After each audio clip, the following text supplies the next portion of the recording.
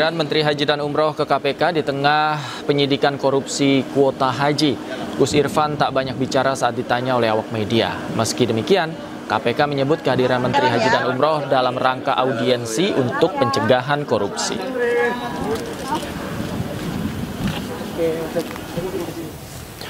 Sejumlah aktivis mendatangi Pengadilan Negeri Jakarta Selatan Jumat siang untuk melayangkan gugatan pra-peradilan terhadap penangkapan dan penahanan terhadap 4 aktivis dalam kerusuhan saat unjuk rasa akhir Agustus yang lalu. Keempat aktivis tersebut adalah Del Pedro Marhaen, Syahdan Hussein, Harik Anhar, dan Muzaffar Salim. Mereka meminta Majelis Hakim Pengadilan Negeri Jakarta Selatan untuk membatalkan status tersangka terhadap keempat aktivis tersebut. Selain itu, tim kuasa hukum juga meminta kepada pemerintah untuk menjamin keamanan dan independensi hakim yang memeriksa gugatan pra-peradilan mereka. Kami juga meminta kepada pemerintah, termasuk kepada Profesor Riza Mahendra, agar juga mengawal dan menjamin keamanan independensi terkait dengan hakim yang akan memeriksa nanti. Sehingga hakim ini bisa memeriksa dengan objektif dan kemudian berdasarkan fakta-fakta yang akan kami ungkapkan dalam proses peradilan yang akan yang telah kami layangkan pada hari ini. Apa kita bersama, ayo kita gotong royong, gimana? Karena ini pihak korban, Pak. Oh tidak bisa, kita pengennya semua ayo kerja. Kerja alat berat, Mas. Iya, bareng-bareng, nggak apa-apa. Alat berat khawatirnya nanti kalau keselamatan sampai lebih banyak. Kami sudah sampai kita ganti semuanya, udah kami tahu. Tahu Pak, dari berapa hari Pak? Dari anak-anak. Coba ayo kenakan kaki Pak. Ya, coba di kaki menurut kaki. Ayo udah ayo Pak. Firmankan Pak. Menurut saya jangan dikoplak kaki.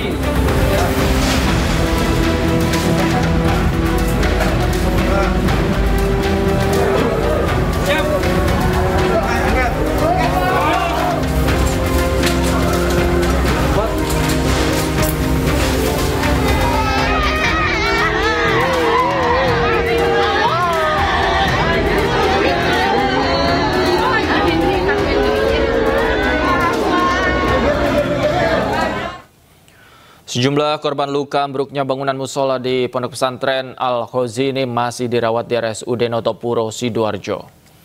Hingga Jumat malam tercatat 7 pasien masih dirawat di RSUD Notopuro. Sementara 33 pasien lainnya telah diperbolehkan pulang dan 2 meninggal dunia pada hari Selasa. Iya. Pas bisa keluar dari Dan untuk mengetahui informasi selengkapnya, kami telah terhubung dengan jurnalis iNews Hari Tambayong di RSUD Notopuro, Sidoarjo. Selamat malam, Hari. Bagaimana kondisi korban yang saat ini masih dirawat di sana dan apakah ada juga yang kembali menjalani operasi? Ya, selamat malam, Devi dan pemirsa. Di Rumah Sakit Umum Daerah Notopuro, Sidoarjo ini ada sebanyak 7 santri yang saat ini masih dilakukan perawatan secara intensif. Dan hingga malam ini, dari 7 korban ini diantaranya harus menjalani operasi, yaitu amputasi di kakinya. Kemudian 1 korban santri lainnya, yaitu Haikal, di mana Haikal ini waktu pertama kali masuk memang kondisinya baik di fisiknya, namun setelah dilakukan pemeriksaan lanjutan, ternyata ada pembuluh darahnya yang mati, dan ini akibat dari tergencetnya kaki yang cukup lama. Sehingga pembuluh darahnya mengalami masalah. Jadi harus dilakukan observasi dan ini bisa jadi terancam akan diamputasi juga. Namun saat ini pihak rumah sakit sudah melakukan konsultasi dengan pihak keluarga soal apa yang didesak oleh Haikal yang tadinya membaik, namun saat ini sudah mulai ada pembusukan di pembuluh darah kaki sebelah kiri.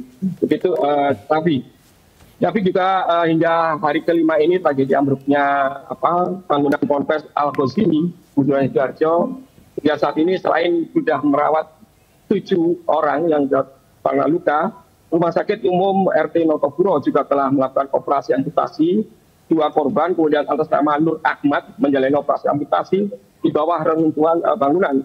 Kemudian sementara korban Saiful Rosi juga dilakukan operasi yang sama, amputasi di telapak kakinya saat dilakukan di rumah sakit.